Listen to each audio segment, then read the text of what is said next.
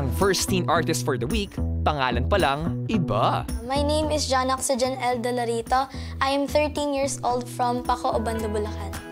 Pinangalanan po akong oxygen ng parents ko po dahil kagaya po ng element na oxygen sa periodic table, ito po ay importante para sa mga living beings po. Para sa kanila po, importante po ako sa buhay nila.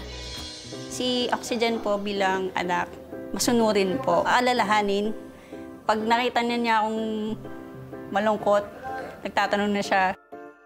Before po ko natutong magbasa, pinapadinig na po sa akin ni Mama yung mga songs po ni Col ni Talbot. Naghahampa lang po ako nun. Also, si Lola po, nagpapatugtog po siya ng mga OPM songs, lalo na po yung mga jukebox songs ng 70s, 80s, and 90s. Tayong mga tao bilang fan, kapag napansin tayo ng idol natin, grabe yung kilig. Like, naalala ko yung mga times na ako yung mga idol ko, pinansin ako, parang Pero ikaw, not once, not twice, but 3 times napansin ka ng mga iniidolo mo. Mahilig po ako sa pag-cover po ng mga songs. Dahil po sa paggawa ko po ng mga cover videos, may nakapansin pong artist. Yung cover ko po na Summertime po, nakita po ng artist na yung main vocalist po ng Evening Cinema. Bukod po doon, si Debbie Gibson din po, na-view din niya po yung mga cover videos ko po.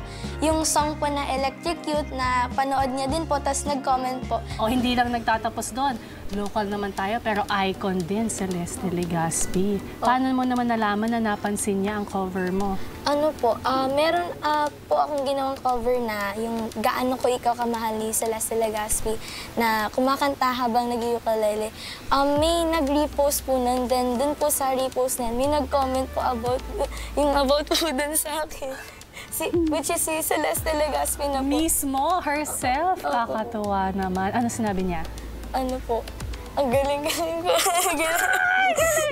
Sumali po ako sa The Voice Teens dahil gusto ko pong ipagpatuloy yung pangarap po ng Yumaong Lola na makita po ako na kumanta sa TV and maging kilalang singer po.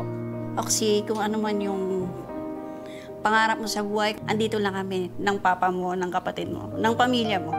Todo suporta para sa pangarap mo. Very happy and excited na rin po kasi gusto ko na pong ma-meet yung mga coaches po.